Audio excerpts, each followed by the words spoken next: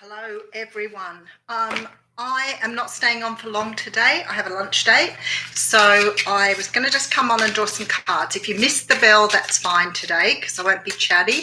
I'll just do a quick Knight of Wands thing, quick in and out, and I'm on my way. This is, I guess, trying to fit everything in now back to work. But I still do your card draws for you. Okay. So, shook them both up. Wisdom of the Hidden Realms. We'll do one from there. Hey, Scott, how you going? Okay, the Diamond Dreamer. I had a big clean out in my room yesterday. I'm not on for very long, guys, because I've got a lunch date, so I'm just popping in and popping out again. As I said, doing the whole Knight of Wands thing. I do have card number 6, and I went straight to the page. Always a good sign. Okay, the main themes here are material wealth and true prosperity, which I think a lot of us are heading towards at the moment. When the Diamond Dreamer arrives, he represents a successful manifestation of the unseen into the material. Be sure you truly want what you think you desire, for this ally will commit to getting it for you. All manner of conditions will flow around you. Message from Spirit will serve to guide you toward achieving your heart's desire. If you want a house, you'll be led to it. If your priority is a new job, with the right continual steps, you will achieve this.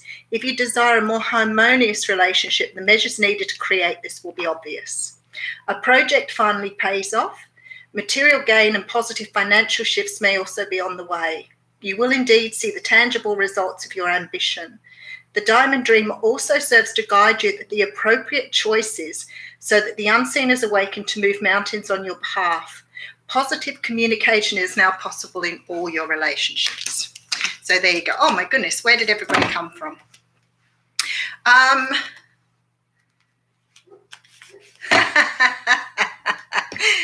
Oh dear. Okay. You know what?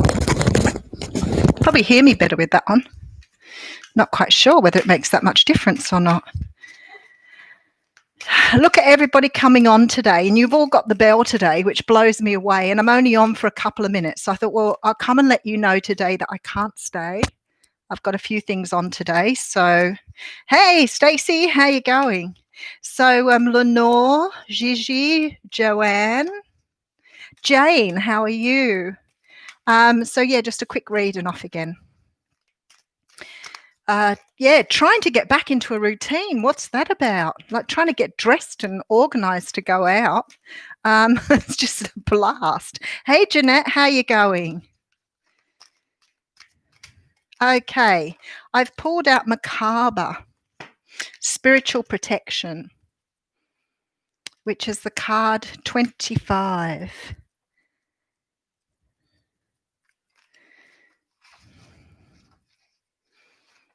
Okay, let's see what this is all about. Being open to receive. Oh, how funny, because the other one's talking about receiving as well. So it's something to do with receiving.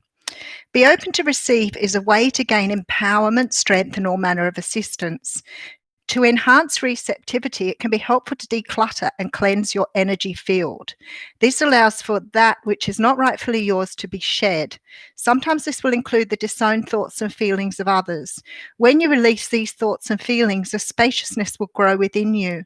Then you can receive more of what is rightfully meant for you, your divine good in all ways. And I talk to people about this because for so long, Spirit was saying to us to shed our past, to get rid of the pasts. And I think a lot of people thought it meant sort of, a lot of people ask me, what does that mean? And I was like, well, it's probably going to be different for everybody. But for a lot of us, it's about shedding old expectations, old core beliefs, old way of doing things. And for me personally, it's been very much about me understanding about my emotions, which for anybody who's grown up being very empathic will understand. There are times when you take on the emotions of others, it may not necessarily, it isn't intentional in any way, shape or form, but sometimes you don't even realize you're doing it. And sometimes I will sit there and feel quite down and think, why am I feeling so unhappy? Why do I feel this way? I'm not any reason for that. And I think I said to some of you, I watched a guy on TED Talk a couple of weeks ago who was talking about the overthinking. And he was saying, when thoughts start coming into your head, you just ask yourself, why are those thoughts coming in? And what do they mean to me? How do they benefit me? And very often, as soon as you ask yourself that, the thoughts are gone. So it's really incredible. And I wanted to find the clip so I could show you. So apparently it's an old way of doing things, and it came from an Asian culture sort of way of doing things. It's sort of understanding that sometimes we think about nothing that's valuable to us whatsoever, and sometimes our heads are filled with a lot of stuff that we really don't need. And when he first talked about it, I thought it's such a simple thing, just to stop for a moment and say, what are the things I'm thinking at the moment, and how does it serve me to feel this way or to think this way? And I can tell you, it just goes. And you might have to do it quite frequently to start with, but it really helps to just stop and observe your feelings. Now, you know me, I'm great on observation, watching. I've become so good at this, watching people's behavior, watching how people respond, not necessarily jumping straight in with emotion. And it was something I learned through the narcissism journey, not to be not to be responsive. How are you, Lauren? Not to be responsive with emotion, because what happens is that's what narcissists feed off, is that whole, upsetting you, sort of jabbing you, trying to get a response. And what we do often as empaths, we immediately jump in to defend ourselves. We've been used to trying to push forward our own value, trying to sell our own value, trying to convince people we are worthwhile. And that's something that empaths do very well. So, hi, Caitlin, how are you going? So I always say to people, observe. If somebody starts to tease you or jokes with you or offends you in some way, just watch them, watch their behavior, watch those signs. Do not respond. Do not respond to them. So if somebody's saying something to stir you up or antagonize you, or they know what gets your motor running, don't respond. Just stop for a moment, observe the behavior. And the best thing to do, and the most debilitating thing to do to someone, is say, I know what you're doing, not interested. Or, I'll take that on board, check back with me later. Do not like it at all. If you cut yourself off like that, they do not like it one little bit, because they haven't got you revved up, which is the intention. So what I learned along the way was how important it was to observe people's behaviors. When people do certain things or behave a certain way, to actually watch how they behave. It will let you know a lot about a person, especially if their behavior is slightly narcissistic, and it will certainly send you up red flags. And that's really good. So observing for me is a really important part of the journey. Observing your own thoughts is really important too, and we forget sometimes because they're all in our heads, all jumbled around, and we don't really sort of take note of that. But look at your own thoughts. When you start thinking about something, why are you thinking about it? What is it you're thinking about that's really valuable to you? Because often once we start getting involved in that cycle of overthinking, it just keeps going.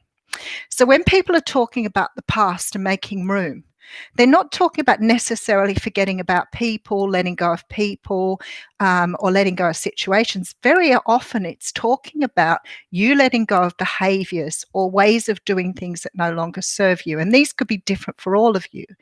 But many of the things I see in the work I do with you guys is things like negative programming, big one. Oh, that will never happen to me. Why not? Oh, it'll just never happen to me. I don't get that. And I think, well, of course you don't, because you're telling the universe you don't want it. So if you're going to say that, you're immediately saying to the universe, don't provide me with that. I'm not worth it, or I'm not good enough, or I don't appreciate my own value, so therefore I don't think I'm right for that. So you've got to be really careful with the things you say. And I've talked about this so many times, and I see it a lot. where people say automatically that won't happen to me. Now, if the person was on board today who said it to me a few months ago and said to me, I'm not going to meet anyone, I don't leave the house. And I was like, well, it's here for you in the cards. No, nope, not going to meet anyone, never go anywhere, work from home. Nope, not for me. I was like, okay, then let's carry on with your reading then. And then she met someone and she said to me, I cannot believe it. I did not believe you. And I was like, well, that's what happens. You've got to stop programming yourself for what you are not entitled to. You are entitled to everything the world can offer you. You are entitled to have love. You are a beautiful person who deserves to have that given to them. If you say no to it before the universe has already provided it, the universe just takes it. That you mean you don't want it. So be very careful with what you put out there. Negative programming, negative thinking, big one for all of us. And sometimes we don't even realize we're doing it. And I will challenge you if I hear you say it. I will challenge you because it's not a good thing for you. And maybe you haven't realized you may have inherited that from your parents. You may have role modeled it from your favorite person. Could be a teacher, could be anybody, but you've role modeled that behavior and it's been with you so long, it's now inherent. It is stuck within you. So you've got to learn to get rid of it. So observe your thinking.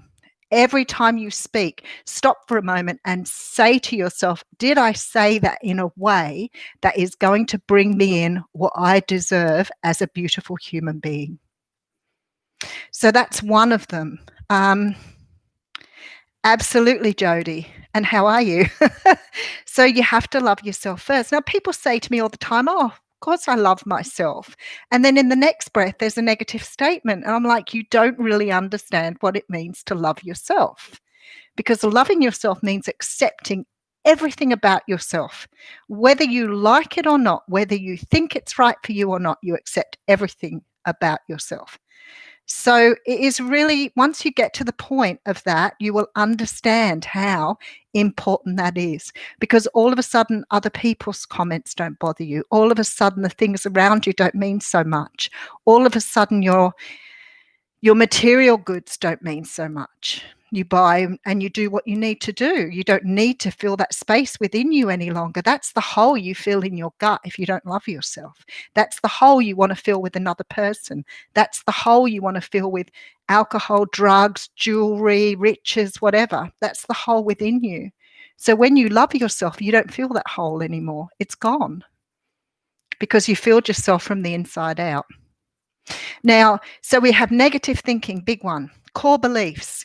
Somebody may have said to you when you were young, you will never be an astronaut. I always use astronaut. And I remember my grandson saying to my daughter, I want to be an astronaut when I get older. My daughter was beautiful. She said to him, I hope you realize that will take a lot of work, but I would support you to do that if that's your dream. Beautiful. I'd probably been a lot more practical and said to my kids, don't be silly. You're never going to get there. It takes too much work and most people don't bother doing it. It's only a few people who become astronauts. I know now because I listen to how I say things. And every now and again I'll say something and I think, well, that wasn't the best way to say it. Maybe I need to shuffle my thinking around a little bit. It'll be nice when we get into our group and we can talk about these experiences, because Jody probably would have a little bit to offer on how she felt the love for herself. Of course, it's nice to have nice stuff. What I'm talking about is your insatiable need for something, your insatiable need to have a lover, your insatiable need to have a person in your life, your insatiable need to have, alcohol, drugs, whatever. In the insatiable stuff, I'm not talking about the day-to-day stuff. I'm talking about the need that you have inside of you to fill that hole that only you can fill. There you go. See, Caitlin, now if you'd have said that to me now, I'd say to you, of course you can go to the moon. Oh, okay. Oh, that's a bit sad, Lauren. We'll catch up though along the way. I might still do a couple of these a week. I have to go though because I've got to get into town, and it takes me about 10 minutes. So have a fabulous day. The best thing you can do to yourself is to work on yourself. In regards to your own levels of what does love mean to you. This doesn't always just mean being nice. I mean, it means accepting yourself, warts and all the parts of you that you've probably across the years have maybe, decided aren't right for you. Beautiful. And I'll try and get on tomorrow. I'll see how things go tomorrow. Much love to you all. Take care. Talk soon.